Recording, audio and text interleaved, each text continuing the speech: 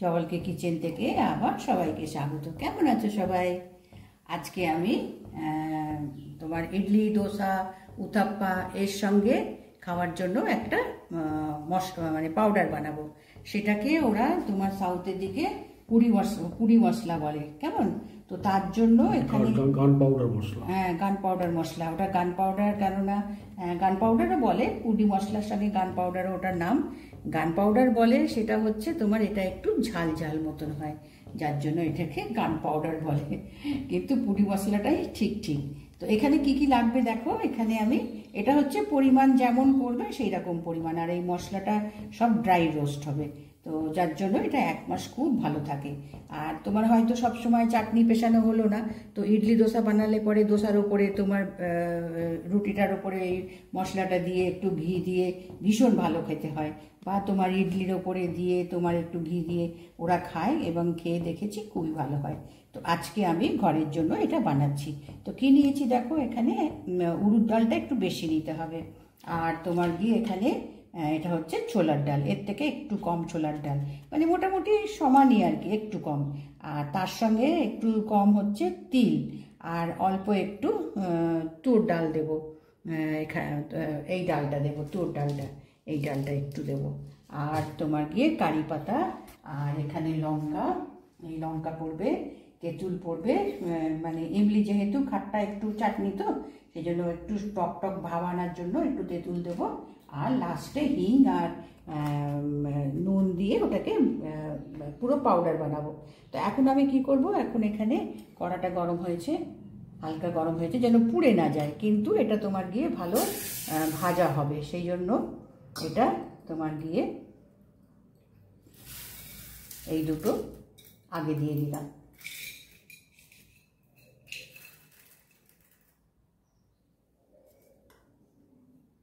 এটা মানে পুরো ফ্লেমটা পুরো বাড়িয়ে নয়, তাহলে তাড়াতাড়ি পুড়ে যাবে। একটু তোমার দিয়ে মিডিয়াম করে এগুলো একটু ভালো করে ভেজে নিতে হবে, যাতে একটু এটা তোমার মিডিয়াম ফ্লেম করে নিয়ে এটাকে একটু ড্রাই রোস্ট করে নিতে হবে।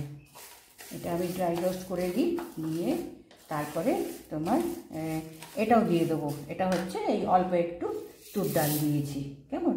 তো এখানে আমি তোমার 1 বাটি বিউলির ডালটা একটু বেশি নিতে হবে, তার থেকে একটু কম নিয়েছি ছোলার ডাল, এবং তার থেকে আরও কম নিয়েছি তুর ডাল। এই 3টে ডাল এখানে পড়বে, আর পরে পড়বে এটা একটু ভালো করে ফ্রাই করে নিয়ে তারপরে এই তেলটা দেবো। এবার এটা বেশ একটা ভাজার একটা বেশ সুন্দর গন্ধ বেরিয়ে এসছে। এর থেকে বেশি আর ভাজবো না, যেন পুড়ে না যায়, কেমন? এটা এবার নামিয়ে রাখবো, কেননা গরম থাকতে থাকতেও এটা তো প্রসেস চলতে থাকে না, যার জন্য এটা এখন নামিয়ে দেবো। একটা বেশ ভালো অ্যারোমা ছড়াবে, তখন এটাকে নামিয়ে দিতে হবে। দিয়ে তারপরে বাকিগুলো ফ্রাই করতে হবে। তিলটা ফ্রাই করব, তারপরে তোমার কারি পাতাটা ফ্রাই করব। এটা তোমার দিয়ে নামিয়ে নিয়ে তারপরে অন্যগুলো। এবার এখানে এই তিলটা দেবো, এই তিলটা ভাজার জন্য তিলটা দেব।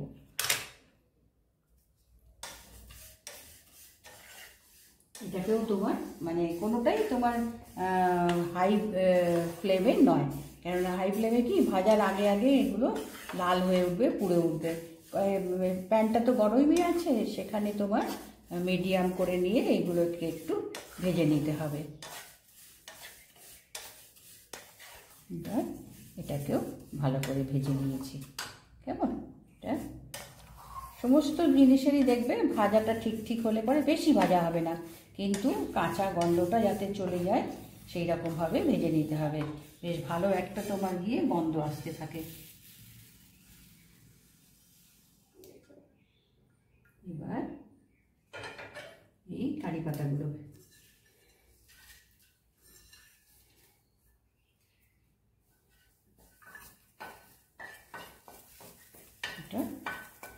যেহেতু একদম টাটকা গাছ থেকে নিয়ে আসা, ভেঙে নিয়ে আসা, এটা একটু একদম মানে এমন করে করতে হবে যাতে এটা মচমচে হয়ে যায়। এবার এটাকে ভেজে নিয়েছি, এগুলো কিন্তু সব শুকনো খোলায় ভেজেছি। এগুলো একটু দেখো মানে মচমচে হবে, মানে গরম হলে পরে যাতে এগুলো মানে পাউডার বানানোর সময় যাতে এটা তোমার গিয়ে এর সঙ্গে ভালো মিশে যেতে পারে, সেই জন্য এটা একটু একটু মানে শুকনো খোলাতে এগুলো দেখো দেখেছো বেশ এরকম গুঁড়ো হয়ে যাবে। এবার এটাকে নামিয়ে এবার লঙ্কাটা ফ্রাই করব। এবার এখানে একটু আমি তেল দেবো, লঙ্কাটা ভাজবো তো, আগেরগুলো কিন্তু সব ড্রাই রোস্ট হয়েছে, এখানে সামান্য একটু তেল দেবো লঙ্কাটা ভাজার জন্য।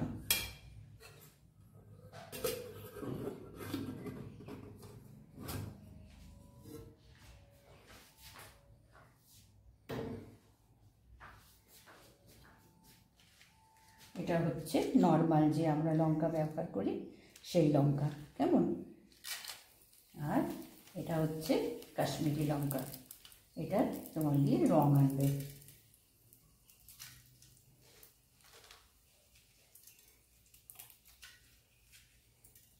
আর যেহেতু এটা মানে একটু ঝাল ঝাল হয়, স্পাইসি, সেই জন্য এর নাম দিয়েছে গান পাউডার, বা এরা ফুডি পাউডারও বলে। কিন্তু এটা বানিয়ে রেখে দিলে পরে 1 মাস ভালো থাকে। আর তোমার কি ইডলি দোসা যেটাই মানে বানিয়ে খাও না কেন, চাটনি হয়তো বানানো হলো না, কিন্তু এটা তোমার গিয়ে একটু ইডলির সঙ্গে বলো বা দোসার সঙ্গে বলো, এটা তোমার ছিটিয়ে নিয়ে একটু দই দিয়ে বা দোসার উপরে একটু ঘি দিয়ে এই মশলাটা দিয়েও দোসা খাওয়া যায়, খুব ভালো হয় খেতে। তো এটাও একটু ফ্রাই করে নেব। এরপরে আমি অল্প একটু তেঁতুল দেব, এই তেঁতুলটা তোমার গিয়ে একটু টক ভাব নিয়ে আসবে।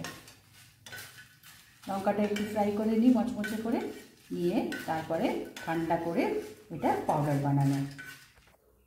এবার এখানে একটু তেঁতুল দেব একটু টক ভাব আনার জন্য। লঙ্কাটা ফ্রাই হয়ে গেছে, এবার অল্প একটু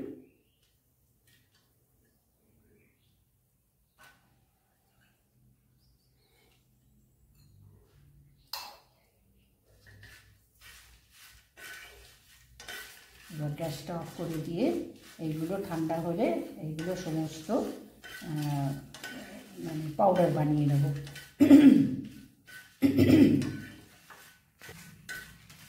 এবার একটু মশলাটা লঙ্কাটা ফ্রাই হয়ে গেছে, এবার আমি গ্যাস অফ করে এটা ঠান্ডা হওয়ার জন্য রেখে দেবো। একটু ঠান্ডা করে নিই, তারপরে পাউডার বানাবো। লঙ্কাটা ঠান্ডা হয়ে গেছে, এবার আমি মিক্সির মধ্যে নিয়ে নিয়েছি, কেমন? এটা এবার এর মধ্যে হিং দেব আধা চামচ, আর নুন দেব।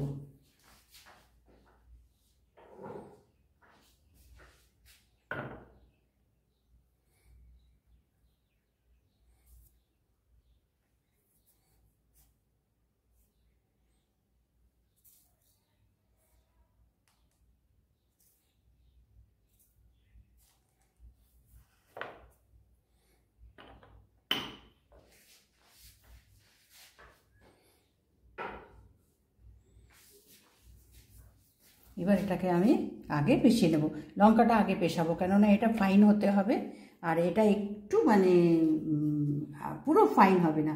তো এটা আমি পেশিয়ে নিয়ে আসি লঙ্কাটাকে। এবার আমি এটা সব গুঁড়ো করে নিয়ে এসেছি, দেখো এটা গুঁড়ো করে রেখে দিলাম। এটা তোমার এয়ারটাইট বটলে ভরে রাখলে এটা তোমার মানে আগেই আমি বললাম না, ইডলি দোসা বা উথাপ্পা ওর ওপরে এটা ছড়িয়ে দিয়ে খেতে খুব ভালো লাগে।